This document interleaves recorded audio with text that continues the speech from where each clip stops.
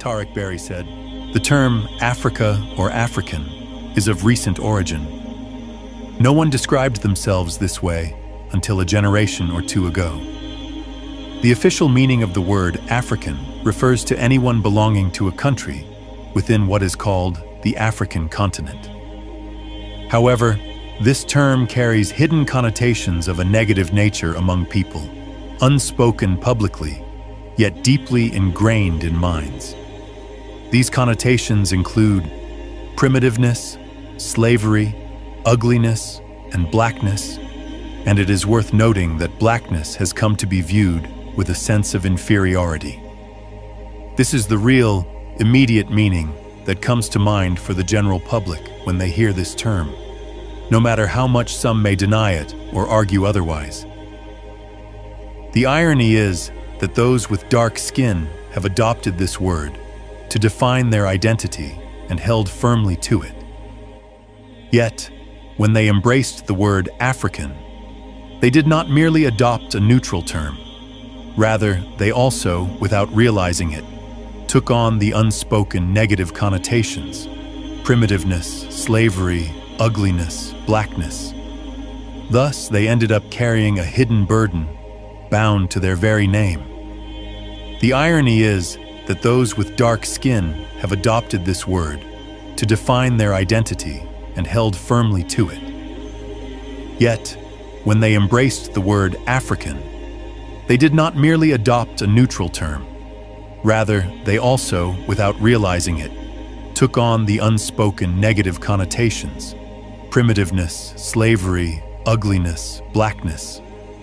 Thus, they ended up carrying a hidden burden, bound to their very name. As for the word abd, slave, its meaning has changed over history. Originally, it was associated with the Slavs, fair-skinned peoples from Eastern Europe, so much so that the English word slave is derived from Slav, because most slaves at that time were Slavs. But over time, the meaning shifted, and abd became linked to blackness and Africa, a clear distortion of its historical origin. It was a group of Black Americans who invented what is known today as Pan-Africanism, African nationalism, a movement their forefathers had no knowledge of. Their forefathers knew nothing called African or Africa. Nevertheless, this group of Black Americans decided to establish this movement, and through it, the Arab heritage of black-skinned Arabs was uprooted and shattered. Without a doubt, this movement caused many tribes and peoples to be removed from the sphere of Arabness and placed into a new race, meaningless in itself, called African. As a result, they abandoned their original Arab heritage and underwent the Africanization of their origins. Wikipedia defines Pan-Africanism as follows: Pan-Africanism is an idea that aims to encourage and strengthen bonds of solidarity between all indigenous peoples and diasporas of African ancestry.